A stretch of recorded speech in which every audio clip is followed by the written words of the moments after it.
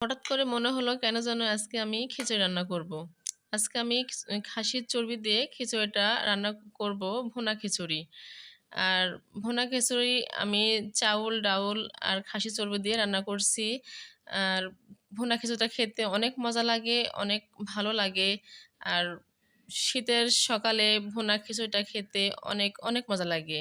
আমি খিচুড়িটা রান্না করে ফেললাম। খেতে অনেক মজা হয়েছে, অনেক সুস্বাদু বা টেস্টি হয়েছে। আপনারা এভাবে রান্না করে খেয়ে দেখবেন, অনেক ভালো লাগবে। আসসালামু আলাইকুম, সাদিকা সারা কুকিং থেকে আপনাদের সবাইকে স্বাগতম। আজকে আমার রেসিপি ভুনা খিচুড়ি। ভুনা খিচুড়িটা আমি কিভাবে রান্না করব তা আপনাদেরকে এখন আমি দেখাবো।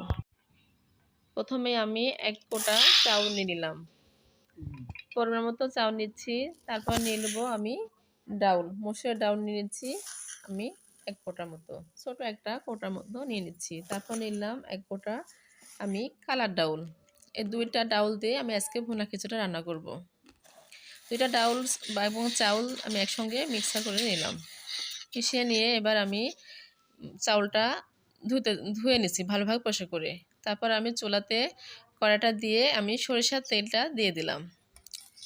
সরিষার তেলটা দেওয়ার পর আমি দিয়ে দিলাম পেঁয়াজ কুচি, তারপরে রসুন কুচি। রসুনটা আমি কোয়া করে ছেলে রাখছিলাম, সেটা দিয়ে দিলাম। তারপরে দিয়ে দিলাম আমি জিরা, মরিচ, কাঁচা মরিচ। এই 3টা একসঙ্গে দিয়ে আমি আবার একটু তেলে বা কড়াইতে একটু হালকা ভাগে বাদামি করে ভেজে নেব। তারপর দিয়ে দেবো আমি দারচিনি, এলাচ এবং তেজপাতা। তারপরে দিয়ে দেবো আমি আদা কুচি। এসবগুলো দিয়ে আমি একসাথে মিক্সার করে নেব। তারপর দিয়ে দেবো আমি কাঁচা জিরা। মিক্সার করে নিয়ে কিছুটা হালকা বাদামি হলে আসলে তারপর দিয়ে দেবো আমি চর্বি।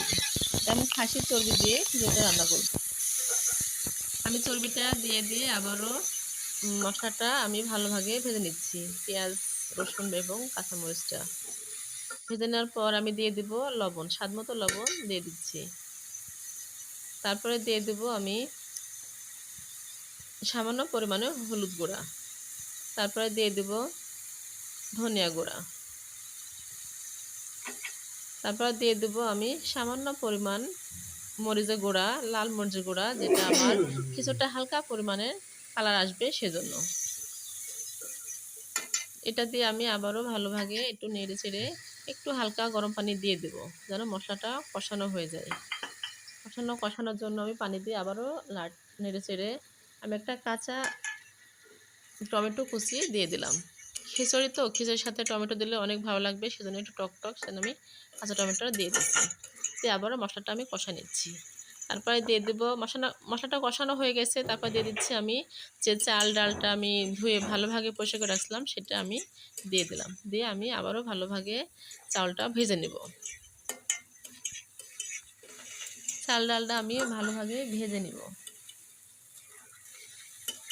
চাল ডালটা ভাজা হয়ে গেলে আমি যে ফুটন্ত গরম পানি রাখছিলাম, সেই গরম পানিটা আমি দিয়ে দেব। আমি পরিমাণ মতো গরম পানিটা দিয়ে দিব, যেন খিচুড়িটা ভালোভাবে ঠিকঠাক মতো হয়। তারপর আমি ঢাকনা দিয়ে ঢেকে দিলাম, যেন ভালো হয়।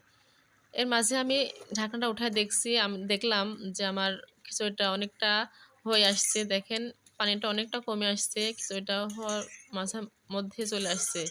আমি আবারও খিচুড়িটা নেড়ে দিলাম, দিয়ে ঢেকে দিয়ে আবারও আমি মাঝে উঠে দেখলাম।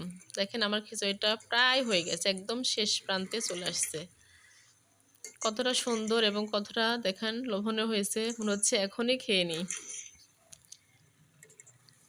যারা খিচুড়ি প্রেমিক বলেন বা পাগল বলেন, তাদের কাছ থেকে অনেক অনেক ভালো লাগবে। আমার খিচুড়িটা রান্না হয়ে গেছে, এবার আমি পরিবেশন করলাম। আমি পাকা টমেটো দিয়ে খিচুড়িটা পরিবেশন করছি। ভিডিওটি ভালো লাগলে আমার চ্যানেলে বেশি বেশি করে লাইক, কমেন্ট, শেয়ার এবং সাবস্ক্রাইব করবেন। সবাইকে ধন্যবাদ। আল্লাহ হাফেজ।